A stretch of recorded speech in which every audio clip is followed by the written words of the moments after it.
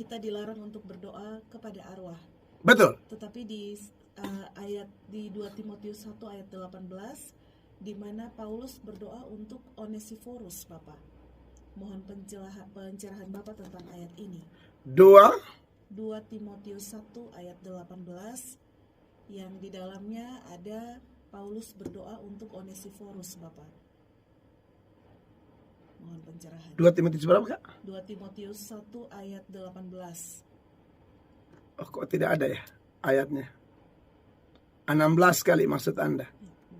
Oke. Engkau tahu bahwa semua mereka, saya baca dari 15. Engkau tahu bahwa semua mereka yang di daerah Asia kecil berpaling daripadaku, termasuk Figelus dan Hermogenes. Tuhan kiranya mengaruniakan rahmatnya kepada keluarga Onesiforus yang telah berulang-ulang menyegarkan hatiku. Ia tidak malu menjumpai aku di dalam penjara. Lalu arwahnya di mana ini? Tidak ada arwah di sini. Ini orang berdoa kasih keluarga kok, bukan kecuali bilang keluarga yang sudah mati.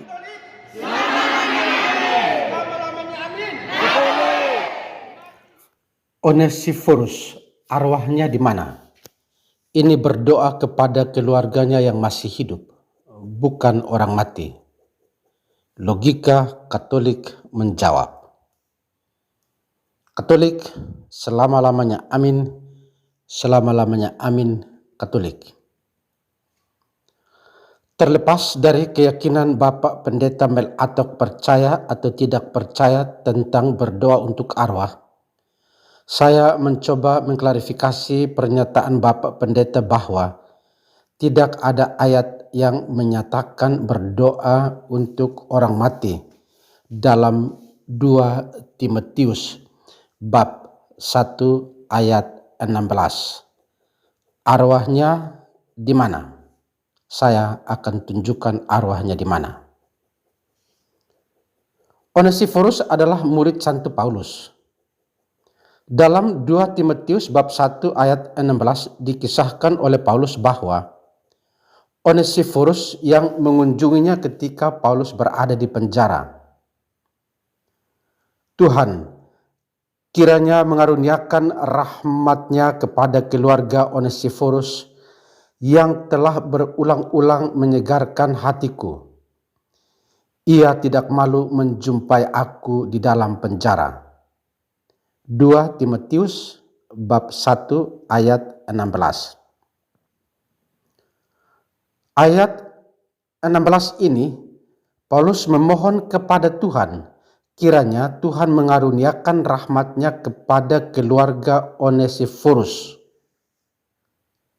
Benar jawaban Bapak Pendeta bahwa dalam ayat ini Paulus berdoa untuk keluarga Onesiforus yang masih hidup. Jadi tidak ada kaitannya dengan orang mati dalam ayat ini. Mari kita lanjut sedikit lagi. Untuk mengetahui kelanjutannya, apakah Onesiforus masih hidup atau sudah meninggal, kita perlu membaca juga ayat selanjutnya. 2 Timotius bab 1 ayat 17 sampai ayat 18. Ayat 16 sebelumnya di mana Paulus berdoa untuk keluarga Onesiforus yang masih hidup tidak dilepas pisahkan dengan ayat selanjutnya, ayat 16 dan ayat 17 untuk membuktikan apakah Onesiforus sudah meninggal ataukah masih hidup ketika Paulus berdoa untuk keluarga Onesiforus yang masih hidup dalam ayat ke-16. Ketika di Roma, ia berusaha mencari aku dan sudah juga menemui aku.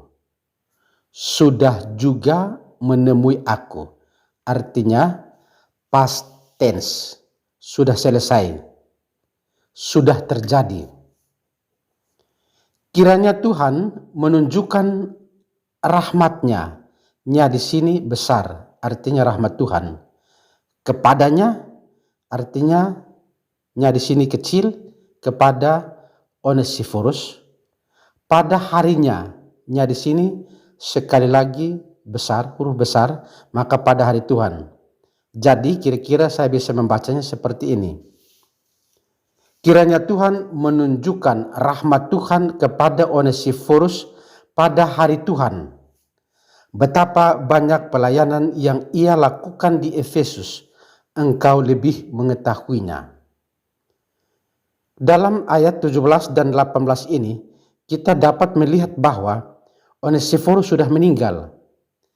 Dua ayat ini membuktikan bahwa sekali lagi Onesiforus telah meninggal.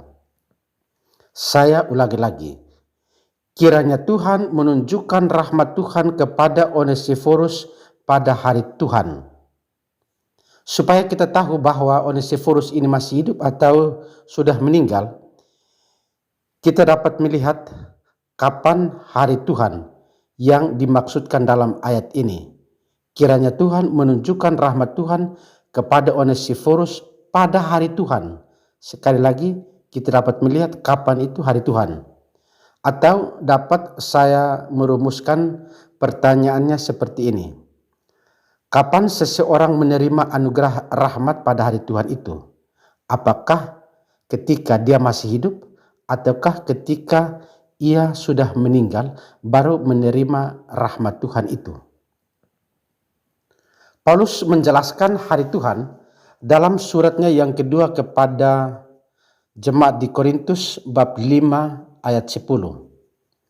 Di sini kita menemukan alasan mengapa seseorang yang sudah meninggal karena anugerah atau rahmat pribadi yang setiap orang terima pada hari Tuhan, hari di mana setiap orang dihakimi ketika setiap orang sudah menghadap tahta pengadilan Kristus, yaitu kematian. Sekali lagi, yaitu kematian untuk menerima apa yang patut diterimanya sesuai dengan perlakuan hidupnya baik atau jahat. Di sini kita bisa dapat melihat dan menemukan alasan mengapa Onesiforus sudah meninggal atau tidak. Rasul Paulus dalam suratnya yang kedua kepada jemaat di Korintus bab 5 ayat 10 menegaskan, sebab kita semua harus menghadap tahta pengadilan Kristus, supaya setiap orang memperoleh apa yang patut diterimanya sesuai dengan yang dilakukannya dalam hidupnya ini, baik atau jahat. 2 Korintus bab 5 ayat 10. Katolik selama-lamanya amin, selama-lamanya amin Katolik. Saya mengajak kita untuk kembali ke 2 Timotius di atas. 2 Timotius, dalam 2 Timotius bab 4 ayat 19, sekali lagi Paulus menyebut nama keluarga Onesiforus. Salam kepada Priska dan Aquila dan kepada keluarga Onesiforus. Sekali lagi, keluarga Onesiforus masih hidup. Di sini ditambahkan lagi 2 nama, Priska dan Aquila. Nanti kedua nama ini, Priska dan Aquila, kita lihat kemudian. Pertanyaan sekarang, mengapa Paulus menggunakan keluarga Onesiforus, kata keluarga Onesiforus ini? Karena Onesiforus sudah meninggal, maka Paulus menitipkan salamnya kepada keluarga Onesiforus yang masih hidup. Jadi, konteks 2 Timotius bab 1 ayat 17 sampai 18 jelas-jelas menunjukkan secara tertulis bahwa Paulus berdoa untuk Onesiforus yang sudah meninggal. Mari kita lihat siapa itu Priska dan Aquila. Nama Priska dan Aquila disebut juga dalam 2 Timotius bab 4 ayat 9. Ini juga muncul di Roma bab 16 ayat 3. Sampaikan salam kepada Priskila dan Aquila, teman-teman sekerjaku dalam Kristus Yesus. Mengapa Paulus menyebut mereka teman-teman sekerja dalam Kristus Yesus? Jawabannya dapat kita lihat dalam ayat selanjutnya, Roma bab 16 ayat 4. Karena mereka telah mempertaruhkan nyawanya untuk hidupku, hidup Paulus. Kepada mereka, bukan aku saja yang berterima kasih, tetapi semua jemaat bukan Yahudi.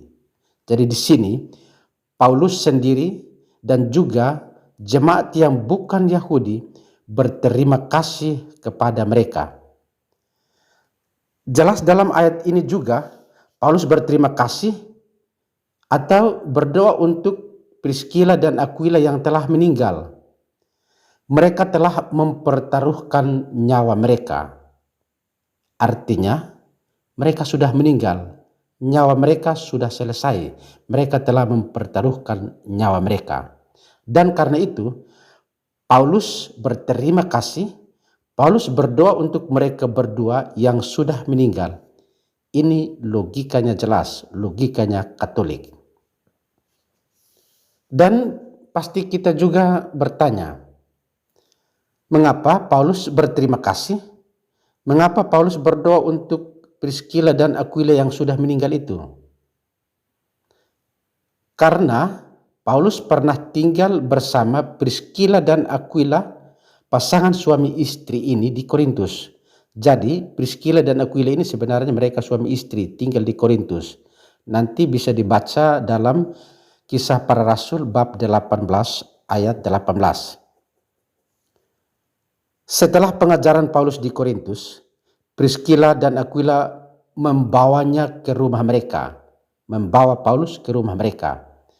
Untuk diketahui bahwa Paulus tinggal bersama mereka selama 18 bulan dalam catatan sejarah.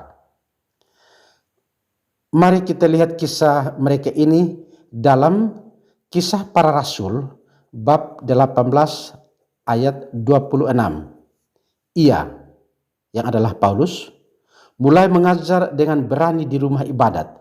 Tetapi setelah Priscilla dan Aquila mendengarnya, mereka membawa Paulus ke rumah mereka dan dengan teliti menjelaskan kepadanya jalan Allah. Katolik, selama-lamanya amin, selama-lamanya amin, Katolik. Yang terakhir, sekilas info untuk diketahui. Yang pertama, Onesiphorus dibaptis oleh Paulus. Yang kedua, setelah ia dibaptis, Onesiphorus mengikuti perjalanan dan karya evangelisasi Paulus ke Yerusalem, Roma, dan Spanyol. Ia meninggal sebagai martir di kota Parium, sekarang masuk dalam wilayah Turki, dengan diikat pada 2 ekor kuda liar dan ditarik sampai mati. Yang keempat, Onesiphorus adalah uskup Kolovan, Asia Kecil, dan kemudian di Korintus. Yang kelima, Onesiphorus adalah orang kudus, martir, yang berasal dari Efesus, yang diperingati oleh Gereja Katolik setiap tanggal 6 September. Kalau Gereja Ortodoks memperingatinya pada setiap tanggal 7 September. Ortodoks dan Katolik mengakuinya sebagai orang kudus dan martir. Yang keenam, catatan kecil. Harus bedakan berdoa kepada orang mati dan berdoa untuk orang mati. Orang Katolik berdoa hanya kepada Tuhan. Dalam konteks arwah, orang Katolik berdoa untuk arwah, bukan berdoa kepada arwah.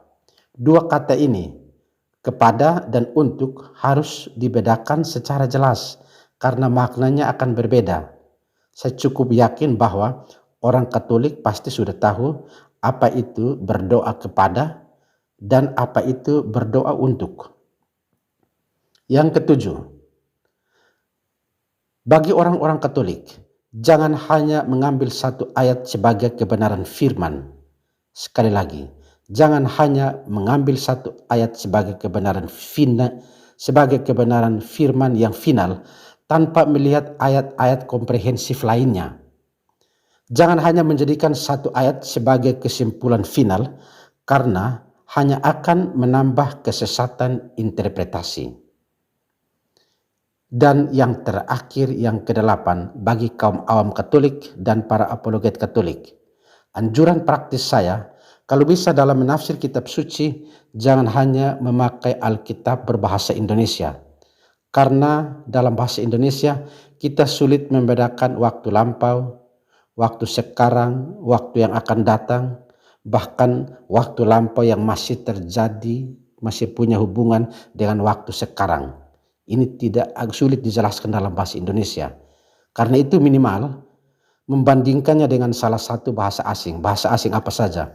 Boleh bahasa Inggris, bahasa Jerman, Prancis yang memiliki tenses atau waktu yang jelas, sehingga memudahkan penafsiran untuk menghindari interpretasi yang keliru tentang ayat, tentang isi kitab suci sebagai firman Allah. Salam dan salam damai, Bapak Pendeta.